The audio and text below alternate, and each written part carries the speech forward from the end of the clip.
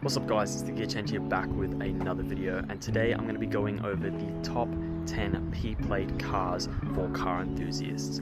I've chosen a really good mix of cars in my opinion, of Australian cars, European cars and Japanese cars, which I think has like a nice sort of well-rounded mix, hot hatch, sedan, coupe or coupe, so good little mix of cars. I think you guys will enjoy this one, just cars that I think you should get as a P-plater or someone who's going to get their Ps or is possibly looking for a car to learn how to drive in and maybe progress with that car on their Ps.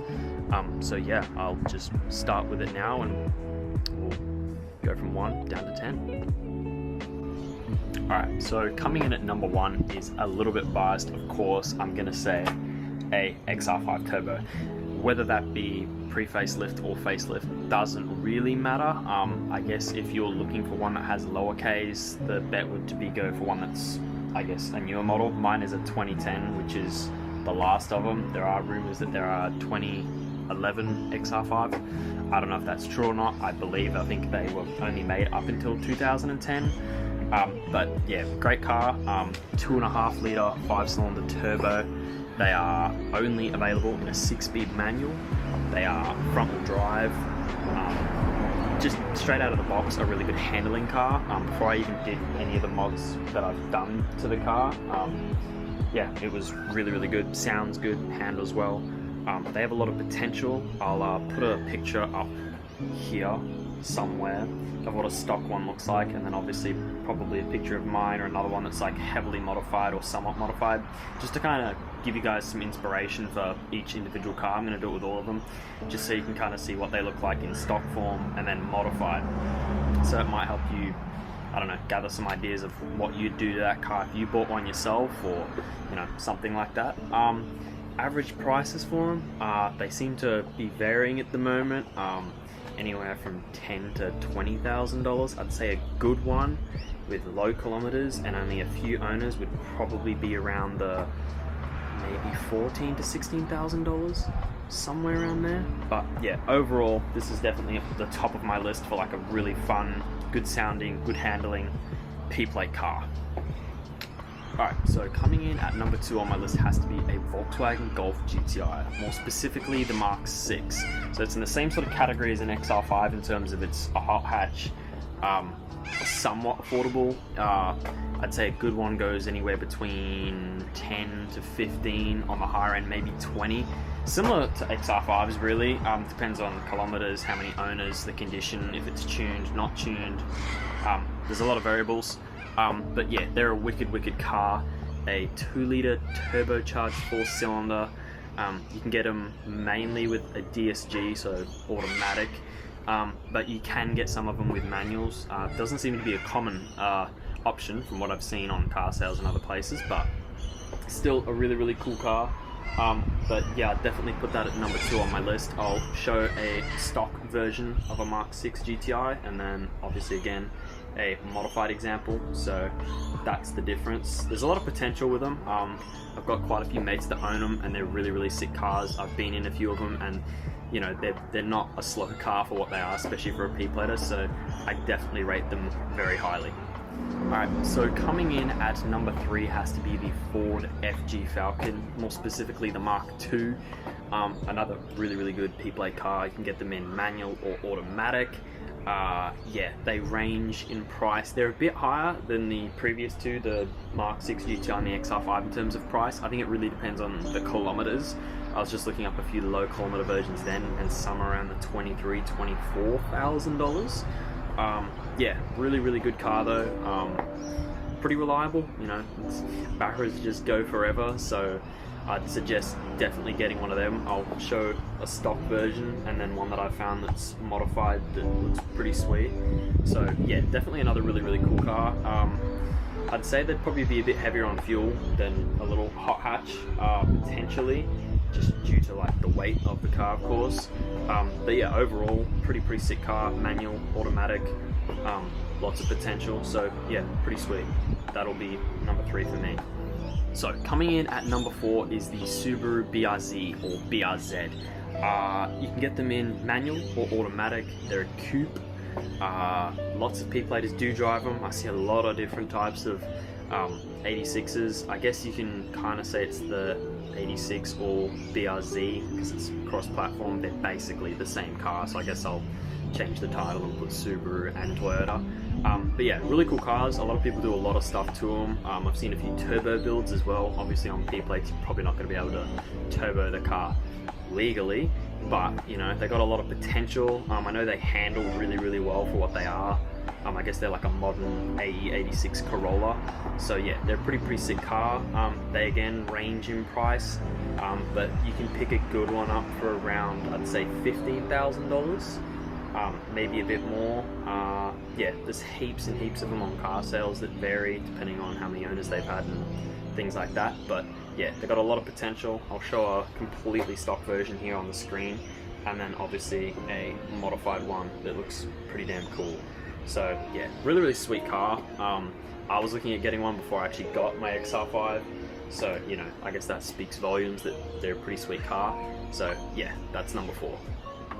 Alright, so coming in at number 5 is a Mazda 6 MPS. Another really sick car. It's a sedan, manual.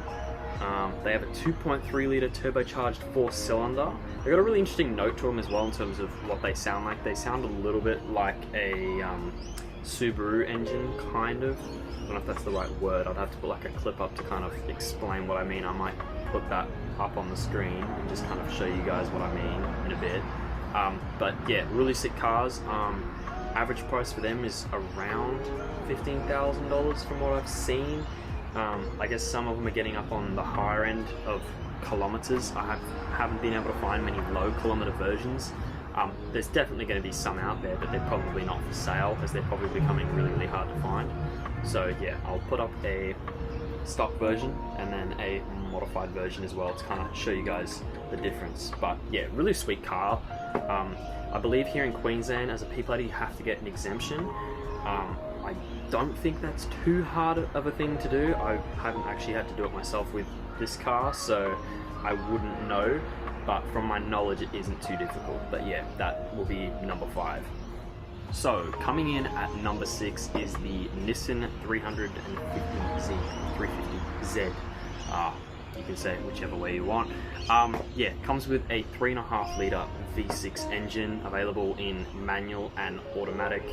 Yeah, you can get them with a soft top as well, which is pretty damn sweet. That is originally what I was actually looking at getting before I bought the XR5. I was pretty set on getting a 350, but I couldn't find a good enough one for what I wanted with like low enough kilometers. But yeah, the average price for them is around 15 to 20, maybe high 20s. Depends on what mods they have. The highly modified versions are around the 20 to maybe 23.5. So yeah, but really sick cars. Very good for like handling and all that as well. Believe they're a 2-seater. They might have spare seats in the back, so a 4-seater. But yeah, really sweet cars. There's a few different versions, I think. I think when I was looking at them, there was a specific one that I was looking at that I could get on Ps and one that I couldn't. I can't remember what the exact reasoning was. I think it had something to do with the power to weight ratio on your P-plates, just for me here in Queensland, so it kind of can change. But yeah, that comes in at number 6, so really sweet car. This is a stock version on the screen, and I'll then show a modified version as well. So yeah, really awesome car. Alright, so coming in at number 7 is the Ford Focus ST Mark III. They come with a 2-litre EcoBoost 4-cylinder engine. I believe they're only available in manual, just like the XR5. Wicked hot hatch. I've got a few mates that own one. They love them. I've been in them, and they are rapid cars. I'll show a stock version here, as well as a modified version, just to kind of show you guys a comparison. But yeah, for a hot hatch, they're super sick. I'd say they're on par with a Mark 6 or Mark 7 GTI. Some people will disagree. But yeah, no, really cool cars. A lot of tuning potential with them. I know in the US, a lot of people modify them over there, put big turbos on them and stuff like that. So yeah, they're a sick car. So that's definitely at number 7 for me. Alright, so coming in at number 8, slightly on the higher end in terms of cost, is the Hyundai i30N. I've looked them up and they can range, depending on kilometers, how many people, like all the other cars in this list, but I've seen some around the 35, 38, maybe $40,000, so it's a bit on the higher end for, I guess, a P-plater potentially. It might not be out of your price range, it might be, but yeah, so really sick car. Again, a 2-litre turbocharged 4-cylinder. I believe you can also get them in a manual and an automatic. So yeah, kind of similar to the previous Focus, just that yeah, you can get an automatic in this one. I'll show a stock version of an i30 and then one that I think looks pretty sick that's modified, and that's one there. So yeah, really sick cars once again in the little hot hatch category, which I honestly think is like the perfect car for a P-plater. You can put your mates in the back, you can fit enough stuff in the back, and they're easy to park as well, especially in like busy places, because as a P-plater you're probably going to be going to the beach or things like that, and something that's somewhat small is easy to park and maneuver out of places. So yeah, that comes in at number 8. Alright, coming in at number 9 has to be the Ford Fiesta ST, the Mark 7 more specifically. They have a 1.6 litre 4-cylinder turbocharged engine. I believe you can only get them in a manual, but yeah, you guys can correct me if I'm wrong in the comments. Yeah, really wicked car. Once again, I've got friends who own them and they are pretty sick. If I wasn't to get this and I wanted something a bit smaller but still really fun, I would definitely get a Mark 7 Fiesta ST. Yeah, they're pretty sick cars. There's lots you can do to them, again, with like tuning and stuff like that. I've seen a lot of crazy ones over in Europe with like crackle maps and flame maps and stuff like that. Probably not good for the car, but you know, you want to have fun, obviously. They range in price, again, from around the $15,000 to $20,000 mark. I'd say a good one would probably be around $18,000 or $19,000. Yeah, it really depends on, I guess, the color, the condition, how many Ks and stuff like that. Seems like red is a very popular color in them, and also the blue, which looks pretty sweet. So yeah, I'd say that's definitely at number 9. I'll show you guys a somewhat basically stock version once again, and then a modified version as well, to kind of see a comparison. So yeah, there's a lot you can do to them as well, just like, you know, the Focus and all the other sort of cars in the list. You know, there's a lot of potential as a P-plater when you're like a young driver. I guess if you're working, you can kind of save up and slowly add what you want to the car to kind of make it unique and make it yours. So yeah, that comes in at number 9. Alright, so the final car at number 10 for the top 10 P-plate cars, in my opinion, is a Holden Commodore VF2 SV6. I know there's probably going to be some people in the comments going, oh, why would you pick that? I think they're a pretty good car. You know, you can get them with a manual or an automatic. Manuals are not common at all. I've seen a few on car sales with manuals, and they're not cheap, but they're not expensive. They kind of range, again, depending on kilometers and I guess what the owner thinks the car is worth. They're going for anywhere between $20,000 to $25,000 maybe, whether that be in like a ute or a sedan or potentially a wagon. I don't think you can get the wagons with a manual though in a VF Series 2. I think it's only the ute or a sedan.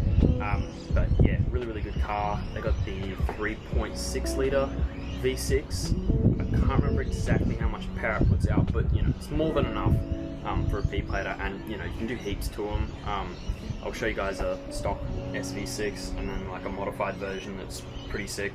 So yeah, there's a lot you can even do to an SV6 to kind of make it unique, just like the Falcon. Two big Aussie sedans. But yeah, no, really good cars. My dad has a VF2 SSV. So yeah, you know, I love Holdens, I love Fords, I love all cars. So yeah, I definitely rate that at number 10. So yeah, I hope you guys enjoyed this video, something different. I just thought I'd kind of give you guys my opinion on like the top 10 sort of like P-plate cars, I guess cars that I was potentially looking at and stuff like that. But yeah, there's a lot of variety, a lot of choice. All depends on your budget, what you really want. I guess fuel's another factor, stuff like that, how much you're willing to spend, or you might even have to travel to get the right car. So yeah, heaps and heaps of variables, but I hope you guys enjoyed this one. Be sure to like and subscribe if you haven't already, as it really does help me out. And yeah, I'll see you guys in the next one.